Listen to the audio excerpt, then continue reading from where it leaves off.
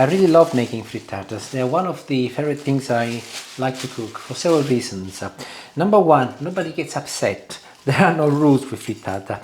It's not like when you're cooking a carbonara and people will get all very agitated. Oh no, you don't do it like that. Oh, you should use spaghetti. Oh no, you should use bucatini.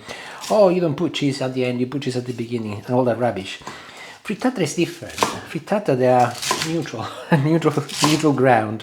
You can do what you like, you can mix any ingredient you like, and that is exactly what I'm doing today.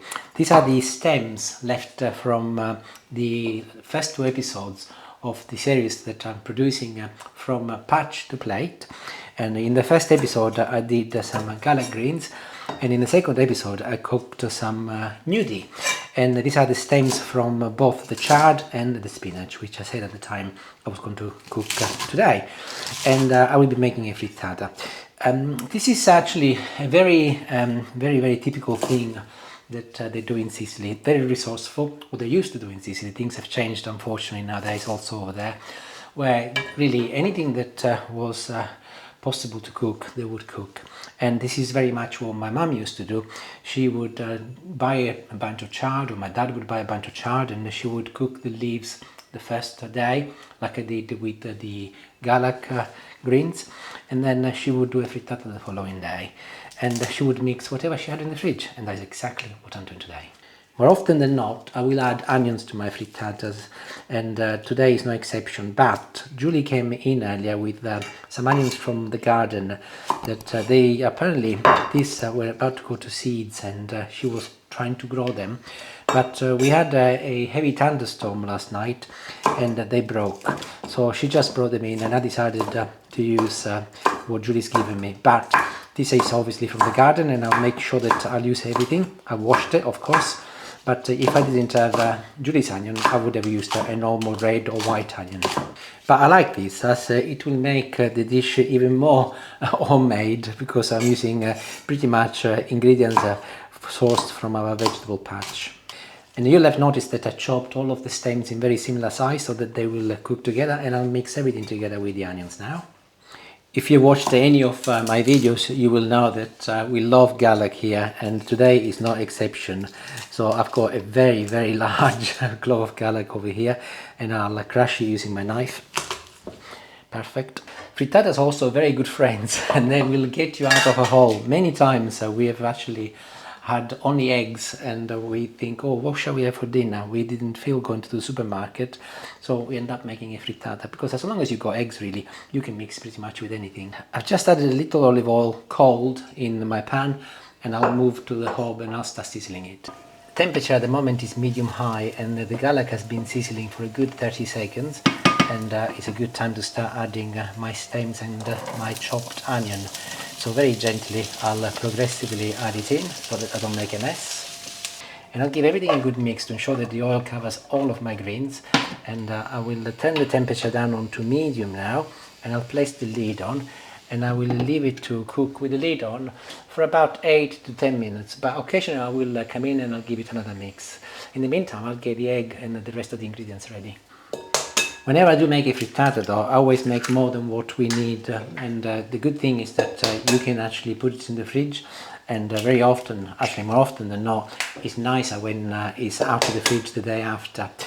I'm breaking it at the moment. I'm going to be using 8 eggs, but that's because I'm making a large batch, but you can use 6 if you wanted to do just a single meal, depending on how many people you're feeding, of course. I do remember when I was in Sicily, I had to be in the Navy for a compulsory year before I could move to the UK. And I would stay at home one day and then be back in the base for the following 2 or 3 days, depending on the shifts. And I don't want to slag the Italian Navy off, but the food was absolutely atrocious. And everything tasted the same, no matter if it was pasta, if it was beef, if it was lettuce, everything had the same horrible taste. And also the hygiene was not very good. So what I used to do is to make lots of frittatas, and I would make frittatas at home before I left, and then they would last me for 2 or 3 days, because obviously I could eat it cold. I had a fridge over there, and they're a lifesaver. Not only, but they're also very, very versatile. So for example, today I've decided to use cheddar instead of Parmigiano Reggiano or Parmesan. Sometimes I use Pecorino, which is another Italian cheese. Sometimes I might use Gouda or Edam. Really, it doesn't really matter as long as you use the ingredients that you've got in the fridge. And if you've got them in the fridge, it's because you like them. So there is nothing wrong with using any type of cheese.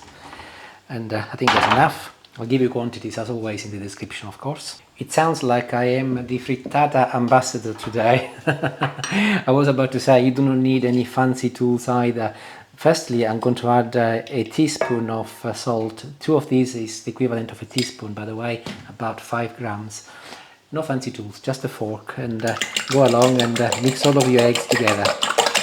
And I'll do this for about 20 seconds to ensure that all of the white and the yolk combines together, but also so that the salt is nicely absorbed. Actually, I forgot.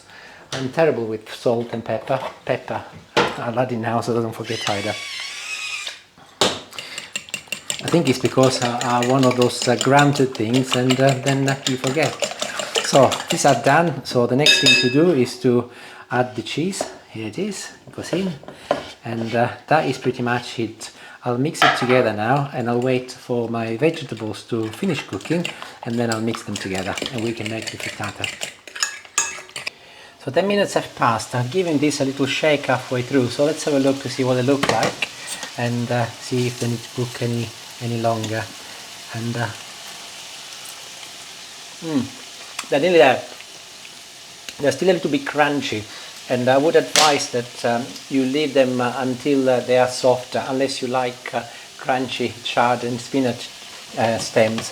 So I'm going to leave, I'll give actually them a little mix once again, and then I will leave them to cook for another 2 or 3 minutes so that they soften up. But they are personal choices. You could actually make the frittata right now if you want to. Literally, no more than a couple of minutes and they're ready. So I will add them to my egg mix. Just like that. You don't need to wait until they've cooled down, by the way, because we're making a frittata anyway. And make sure that you scoop absolutely everything from your pan. Also, one thing that I nearly forgot once again is chili flakes.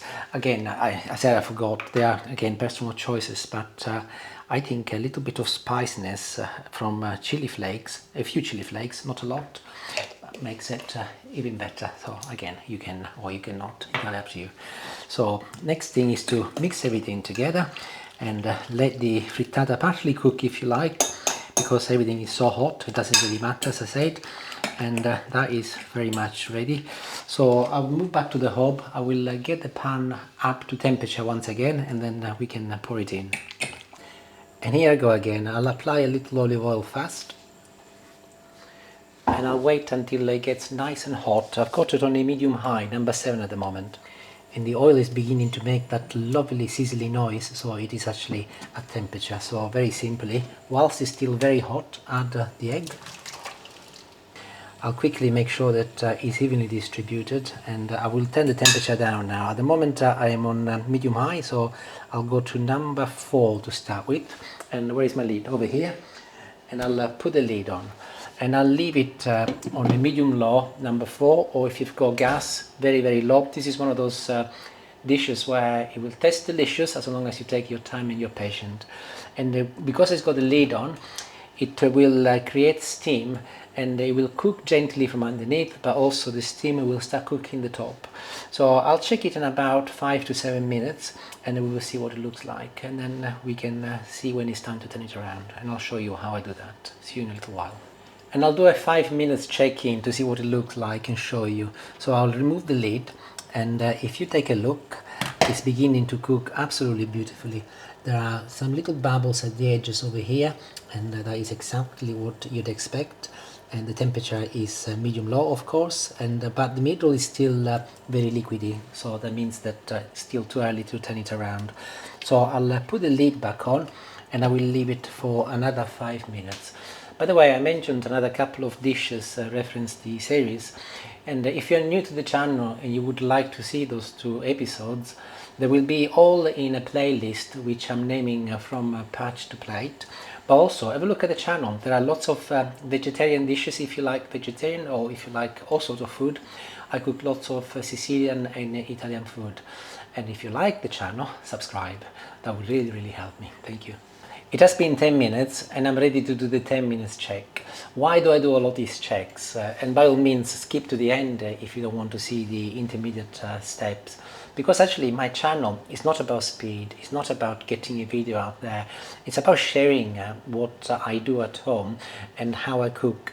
If I was to do jump to the end and I do not show you why I do what I do and when I do it, it's actually from my point of view irrelevant. So I'd rather the video be a little bit longer, but then you got a good understanding of what I do, then you do it wrong and then I spoiled it for you. So here's the 10 minutes check. So you can see that the frittata is nearly ready actually. Where is my spatula? Over here. And the main objective is to ensure that by the time I turn it, this is a little bit more solid, and actually it is almost there. And you can see that it is moving nicely, and a way to make sure that it's not stuck to the bottom is to gently lift it. Can you see that it's moving beautifully? So I think I'm almost there. Just give it 1 more minute and then I'll turn it around. Also, I should have added, if you're a big fan of frittatas, I've got a playlist just for frittatas. There are frittatas that I do on the hob, just like this, but also frittatas I do in the oven. Take a look, and if you really like frittatas, you will find many in there. And here we go, one of the parts of cooking which I really enjoy most is to turn the frittatas around. So I've got a little plate here, and I've put some olive oil, I'll show you in this camera, and I'll make sure that I spread it across the entire base of the plate. This is because I'm going to now flip the frittata, and if I was to just leave it as it is without any oil, the likelihood is that it'll get stuck to the plate, whereas like this, it will be much easier to just slide out. So in it goes. And make sure that the plate you use is slightly smaller than the circumference of your pan. And now is the brave part. I'll just gently turn it around like this, and I'll lift the lid, and there it is. Look how beautiful it looks. See, I took my time and it paid off. And now that I've got it in my hands, because I put the oil in, you will see that it slides in beautifully, just like this, very gently, and then it will go in absolutely wonderful. Look at this. And I will leave it now to cook without the lid on, because there is no need to generate any more steam. Another 4 or 5 minutes, because most of the frittata is cooked, and then I will show you a little tip or a little trick for the very end. And look at this, how beautiful it is. It is actually ready as it is, so I'm going to be turning it off now. And you can eat it straight away if you want to, or you can leave it to cool down, or you can do what I do next, which is not very difficult really, you might have already guessed anyway. So a bit like a pizza, I will add a little bit more cheddar, which I've just grated on top like this. I'll spread it across so that it's evenly distributed. And I've got my grill on, and I'll pop it under the grill for a couple of minutes so that the cheese will melt, and we'll add additional flavor. So I'll show you once it's done. But before I do that, I nearly forgot. I meant to say to you, how do you know that it's done? Just shake it. You can see that it's moving beautifully as one piece. So that means that it's cooked also underneath. So under the grill it goes. And if she was beautiful before, she is even more beautiful now. Look at this. Isn't that superb? The cheese has melted and it absolutely smells like a Mediterranean garden, and it looks absolutely fabulous. So I'll just make sure that it's still loose. Let's have a look. And I will leave it now to cool down for 5 minutes, and then I'll move it into a little chopping board so that we can see what it tastes like. The funny thing is that sometimes I will cook something a little bit more elaborated. It might take me a couple of hours, and it will taste nice, and it's very good. But then I'll cook something like this, very simple, very honest, and very rewarding. And that is when actually I realized that I really love simplicity. Look at this, just a few ingredients, and it looks absolutely wonderful. One of the reasons why I left it to cool down slightly is because it's always considerably easier to slice it. So look, it's coming away very easily, and if I just put my knife underneath, it's already set, which is perfect. Look underneath and in the middle, looks absolutely beautiful, and the color of the eggs is lovely. I'll just remove a little slice from over here, and as I mentioned earlier, this will also taste very nice cold. Could be actually also a side dish if you want. You can have it as a side dish to steak or chicken or fish, or the main meal. In our case tonight it will be the main meal with some salad.